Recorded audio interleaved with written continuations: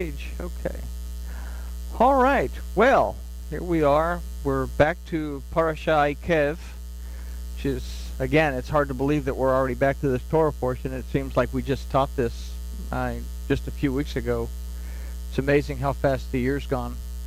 But we're going to talk about people and how we interact with people. So before we do, let's talk to our Elohim, and then we'll take a look at our lesson. The Master Yahuwah, we thank you for this time together. We thank you for the opportunity to study your word. We ask that you will open our eyes, open our ears, and open our hearts so that we can see, hear, and understand what your word tells us. We thank you for it. In the name of Yahusha, Amen. All right, so before we get into the Torah portion, everybody's probably wondering about, my drawing of the Iron Man / ninja / knight / mummy, whatever this thing is. So we consider, you hear a lot about lost souls. Oh, we have to go save the lost souls. And what's a lost soul? Oh, a lost soul is someone who hasn't found Jesus. And what's a lost soul? And this is something that we're going to really, hopefully, pinpoint in this study of Eikev. But a lost soul, oftentimes it doesn't have to have anything to do with a religion or a religious idea. It's a person that is defensive. You can't give this person advice or criticize this person in any way. They get defensive. They fly off the handle. They don't want to hear it. I'm right, you're wrong, don't tell me how to live my life kind of thing. Closed-minded people. Someone who's closed-minded. That the worst thing about giving advice to this type of person is they will accept the concept that you might possibly be right, and what they say is, yes, I know. And then they'll go and do the exact opposite of what you've given them the advice to do. Closed-minded people are also the type of people that are overly critical of other people. And this is where intolerance to religion falls in, the closed-minded. It doesn't make a difference that the Bible says everyone is allotted a measure of faith. If you're not doing it my way, then you're doing it wrong, and you're just going to find your way straight to the pits of hell. The worst part about the lost soul, and we're talking about the soul, is someone who makes repeated bad choices.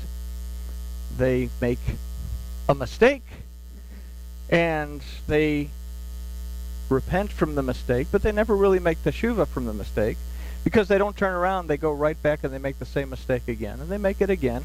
And they're constantly doing this, and they're not getting anywhere. They're spinning their wheels because they don't learn from what they've done, and they don't adapt because of those lessons. So why is this so important about a lost soul? A lost soul is someone who has severed a connection, or whose connection is severed from the Spirit. This is someone that has no relationship with Yahuwah Elohim. I would say God, but that really doesn't fully express the seriousness of this. God, what is God? God is a deity. Which one? Yahuwah Elohim means everything at every time, that at everything in every time.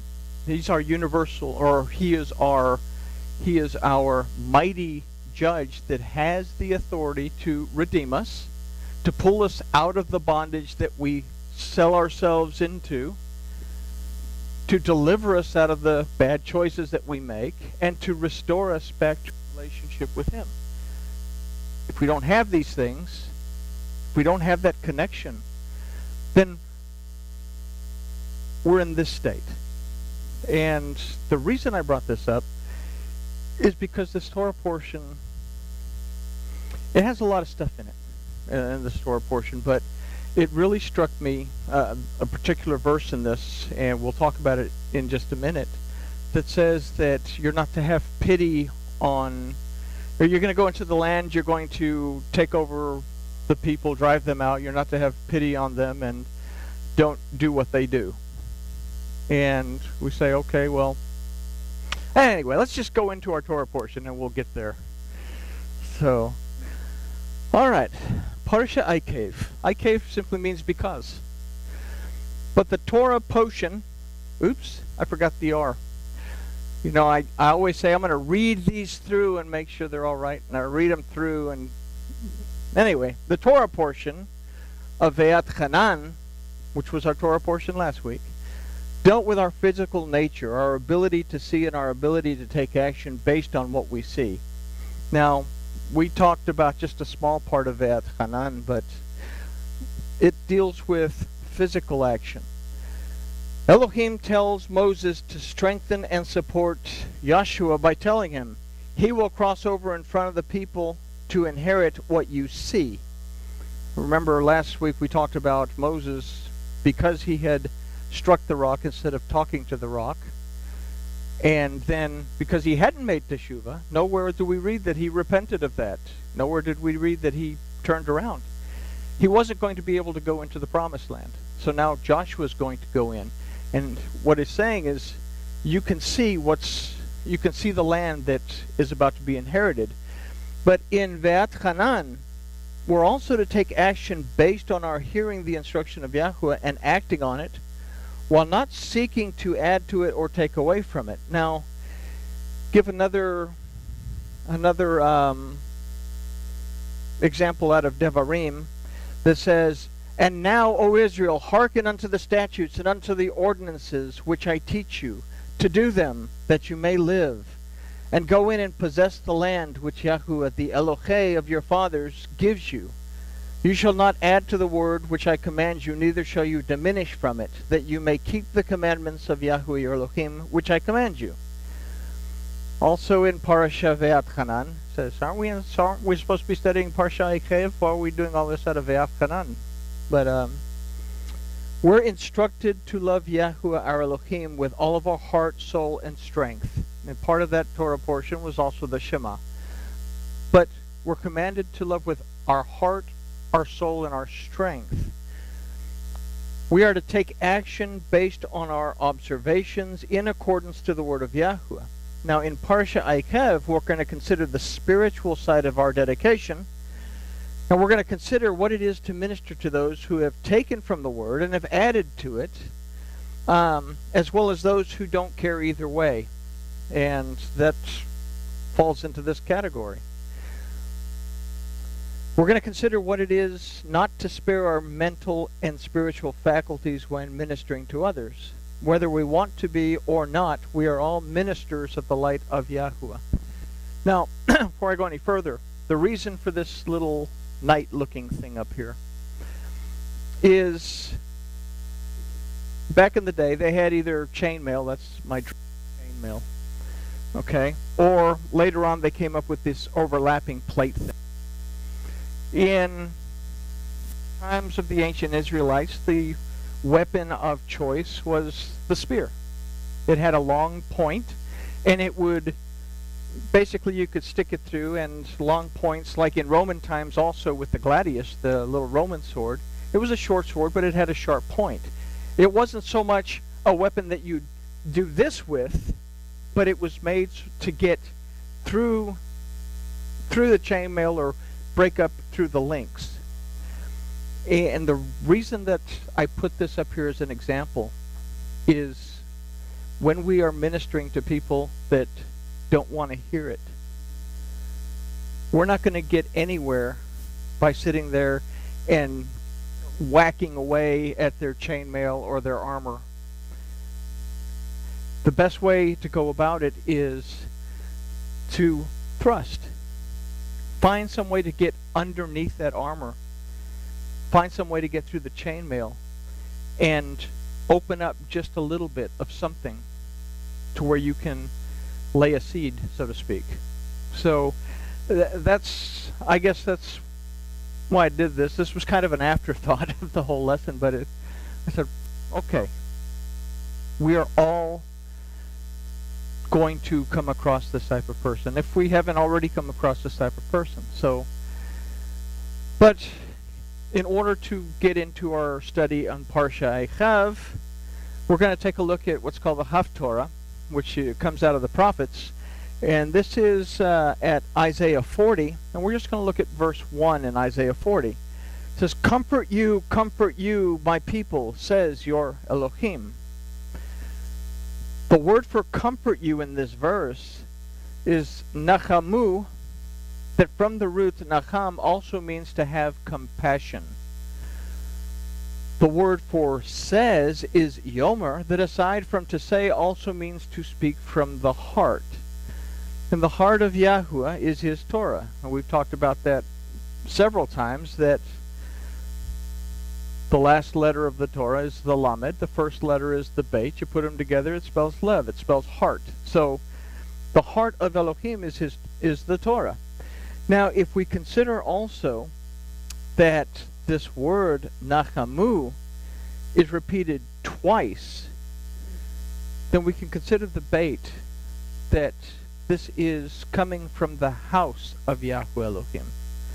So, which is right here, it's the nachamu that's used twice. We might consider that is compassion and comfort that comes from the house of Yahuwah, of whom we are part, and where the Torah is the rule of the house. I say, in the Hebrew, if you look at it, you'll see two identical words, nachamu, nachamu, which we see it twice. Why is it twice? We have to think, okay, is it alluding to something? Here we have an idea of the Beit, which means house. So, if we are part of the house of Yahuwah Elohim, then the Torah is also going to be the rule of the house of Elohim. Now, we consider that it's not just that our Father Elohim has compassion on us, we're the children through his Torah, but also that we are to show compassion by and through his Torah. We are to love others as we love ourselves, and do to them as we would have them do unto us. Now, if we consider it, our own children act the way that we teach them at home. And that's a choice, is to how we teach them, how we raise them. Some children that are just way out there and rude and everything else is because that's the home life that they have. The ones that are respectful and loving and kind, and that's the home life that they have. So we have a house that we are part of. Our Father is Yahuwah Elohim, and the rule of that house is the Torah that teaches us how we are to behave towards other people, not just how we're to love ourselves, but how to love other people. So these acts do not require action as much as they require compassion that at times only our soul possesses. Our carnal being is also capable of compassion, as it's the receptor to the world around us, but without a connection to the realm of the Shamayim, it can cause more bad than good. And we'll keep that in mind as we continue. Our soul possesses the means to connect to Yahweh Elohim. And it possesses the means to get and to gather the wisdom. And this is something that we have to work on in order to be able to have that wisdom before we go to guns on somebody. Because the carnal side wants to solve all this person's problems. The soul is the part that says, no. Give them something that they can work with, and it's their choice to work with it or not. So there's something to keep in mind.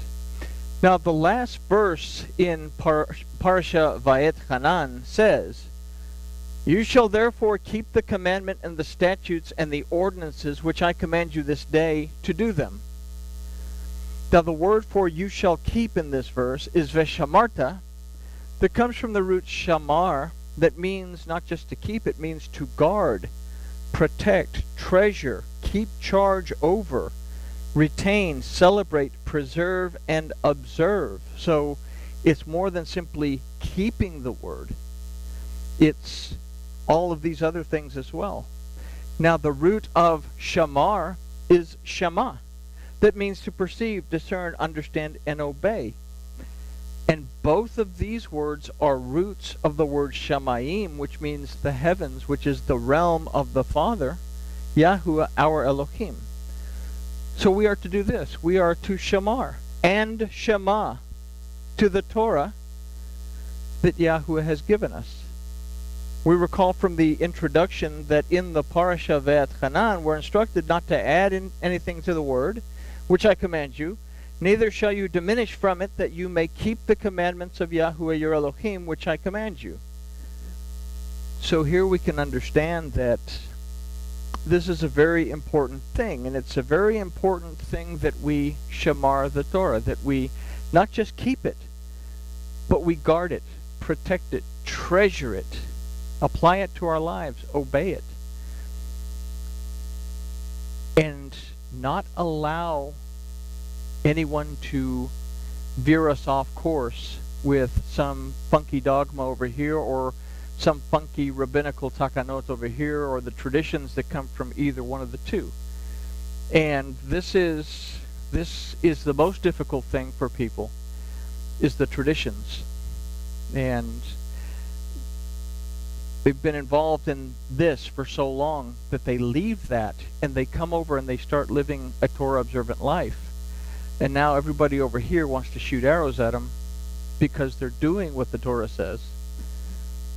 But it's very difficult for them to pull totally away. Everybody with me on that? Okay. So, we are to shamar and shema the Torah. Now, we said that we're not to add to the word, nor are we supposed to take away from the word. And that's not really a hard one, because if we actually sat down and read those dreaded books of Shemot and Vayikra and Bamidbar, those books that people say, oh, they're so boring, and looked at them from a deeper point of view, we would say there's not a whole lot that we can change. There's not a whole lot of adjustment to be made. It's very simple. Here's some commandments. Keep these commandments. Yes, they don't make any sense, but do them anyway. People say, well, we don't sacrifice animals anymore. Okay. No, we don't physically sacrifice animals anymore. But each one of those sacrifices tells you about a character trait that you need to develop. We talked about the burnt offering, this one that's totally burnt up, that we have to be willing to give. I mean, the person that gave the burnt offering brought the bull. It was a very expensive animal. Brought the bull and said, here, I'm offering this voluntarily for you to offer it up for me. I'm not going to get anything in return. The priest doesn't get anything from it. The bull is totally and completely consecrated. It teaches us, am I willing to give myself voluntarily, no matter what it costs, if it's the right thing to do? Okay? So even the sacrifices, there's something within those that we can learn from. Now, excuse me. The importance of shamar and shema. We can show compassion on others by our Torah-based lifestyle and not lift a finger physically to act. You know, we've talked about our past studies that it's senses that people that tells people what to do. And a lot of times they won't respond to the Bible. But if we're living a life, you know, we say we're Torah-based believers. If we're living a life according to the Torah, sometimes we're going to be the only Bible that some people ever read. And that's something that we need to understand from this, that we don't have to lift a finger physically to help anybody. It's going to be our lifestyle that people see. The main idea that we're going to consider is that while we must be compassionate to others, they often hold on to junk. I couldn't figure out another word to use, so I figured junk is that all-encompassing word. Junk that doesn't fall in line with the word of Yahuwah. So it's from this that we are to shamar, that we're to protect ourselves. If we are to show love and compassion to others by and through how we live and act, why does Devarim 7:16 say what it does? We've just made this big to-do about loving other people. We've made this big to-do about we're the only Bible that some people will read. And then we come to this verse that says, and you shall consume all the peoples that Yahuwah Elohecha, that's personal, he's talking to us individually, shall deliver to you. Your eye shall not pity them, neither shall you serve their deities, for that will be a snare to you. Saying, you've got to go in there. This word for consume also means to destroy. But we're going to find out in a minute it means a little bit more than to destroy. Historically, we understand that the children of Israel were to inhabit Canaan, and in doing so utterly destroy the pagan peoples living there without remorse. They were to dispossess them and not make any covenants with them. And there's been a lot of times that people tell me, I don't like to read the Old Testament because it's so violent. I can't see how a loving God would command the people to go in there and kill innocent little babies and pregnant mothers and all this stuff. So I can't understand why God is so hateful and wants to kill off all these people, is what they say. So this is what we understand when we attempt to put the word of Yahweh into a language other than his. And we try to think of it in terms of this Greco-Roman philosophy that we have been so indoctrinated to. We have to look at this from a Hebraic mindset. We have to look at it in the language of Elohim. If Yahuwah Elohim is love, then why does he contradict his own commandment and order the children of Israel to, in effect, commit murder? So let's consider a modern-day application, beginning with the phrase, all the peoples that Yahuwah Elohecha shall deliver to you. Now again, Elohecha, he's talking to each one of us individually. He's talking to us as if we were one-on-one. Okay? So again, all the people that Yahuwah Elohecha shall deliver to you. Let's consider it from a topical perspective. Everyone that we meet has been put on our path by Yahuwah Elohim.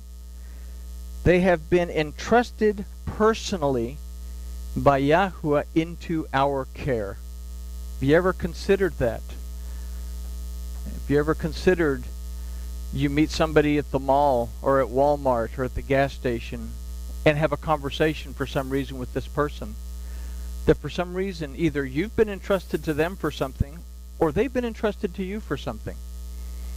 Something to consider. Even if our meeting is only momentary and we'll never see this person again, they've been placed in our lives at that precise moment for a purpose. Now there's a phrase in Hebrew that says, Ganzu letovah, that means this too is best.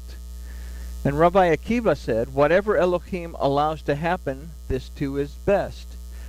I think most of you have heard the story about Rabbi Akiva. He was on the run, and the only possessions he had with him were a lantern, a rooster, and a donkey. Now, this isn't the one about the rabbi, the priest, and the... No. And it was getting late, and he was going to go into a village. But the sun was going down, so he decided he wouldn't go into the village. He would rest. And for some reason, the lantern fell down and broke. It wouldn't work anymore.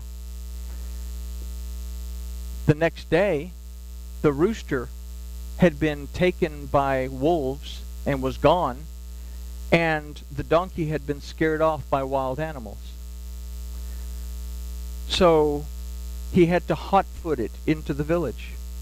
And when he got to the village, he discovered that everyone in the village had been killed by the army that was looking for Akiva. Everyone was dead. And had his lantern been on, they would have found him too. Had the rooster crowed, they would have known where to go look. And if he'd have had the donkey, then he could have gotten up early in the morning while the Romans were still there. So whatever Elohim allows, he allows it because this too is best. So the question that we have to ask ourselves immediately is, why is this person being presented to me in my life at this time? It may be only for a moment. A smile and a nod in passing may be what this person needed in their life to restore hope. There's a lot of people out there, I don't know, you walk along the way and people just grumpy as all get up and go, don't want to look at you, don't want to give you the time of day. But you see them coming, you smile, you nod, you say good morning, and they look up and it's kind of like surprise. Oh, well, good morning.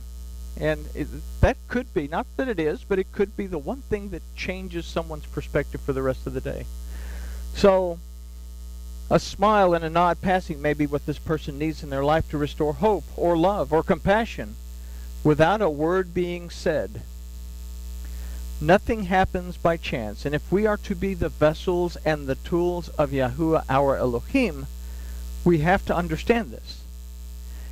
If this is the case, then what is meant by shall consume all the peoples, or even worse, your eye shall not pity them. So we're taking these people in just so that we won't pity them.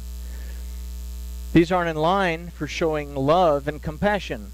The word for consume in this phrase is akal, that can also mean to feed someone. So here we can formulate an idea that states, you shall feed all the people. Not consume them, not destroy them, but you shall feed them. The Hebrew phrase for all the peoples is et kol ha'amim. The word kol means all, but it also means whole and complete. And we've considered that the et, this aleph and the tav that precedes the object of the phrase, we say, oh, it's just an object pointer that is telling what object's going to get the action of the verse. We don't have to pay attention to it. What's interesting, what I find in the Hebrew, is that there's a lot of times where you need this aleph and the tav, but it's not there. It appears more often than not when it's relevant to the verse. Now, the aleph and the tav, we've said, represents the word of Yahuwah in our last studies. This word precedes all of the people. So with this in mind, we can consider the idea of feeding the people to completion or wholeness from the word of Yahuwah. Now, that's a little bit different than consuming the people, destroying the people. Now we see that maybe there is a loving Elohim in that pesky Old Testament that's not interested with killing everybody off, that maybe there's an Elohim that actually cares about helping people to find their way. So this too can be done by not saying or doing anything. Again, people observe the lifestyle and mannerisms of the Torah observant believer. And it doesn't really have to be a Torah observant believer. You know, people watch other people. We influence other people. Someone that does the right things. There was, on our way here, there was a guy that had pulled his car over and he was out chasing $20 bills. And Trina said, well, his money fell out of his car. And I'm thinking, well, did his money fall out of his car, or did he see the money on the side of the road and stopped his car and go pick it up, you know, like anybody else? And then I made a comment just to be funny. Well, I wonder if he's going to take all that money that he just collected and take it to the police department and turn it in, hoping that the owner of the 2 or 3 $20 bills that was on the floor will go to the police department and say, this is mine. There's not a lot of people that would do that. We're honest with each other. But there are people that would do that. It doesn't make any sense. I mean, but we watch the way other people act. Somebody that has that much integrity to do something is an inspiration. We've had teachers in our lives that are an inspiration. We've had parents, friends that are an inspiration. So it's not just the Torah observant believer. We're going to be the Bible that some people never read. And I'll get off of that. But the idea, okay, now we've got to find ourselves again. So, okay, Feeding the people to completion or wholeness from the word of Yahweh. This can be done by not saying anything. People observe lifestyles and mannerisms, not just of the Torah observant believer, but of people. So let's consider the phrase, your eye shall not pity them.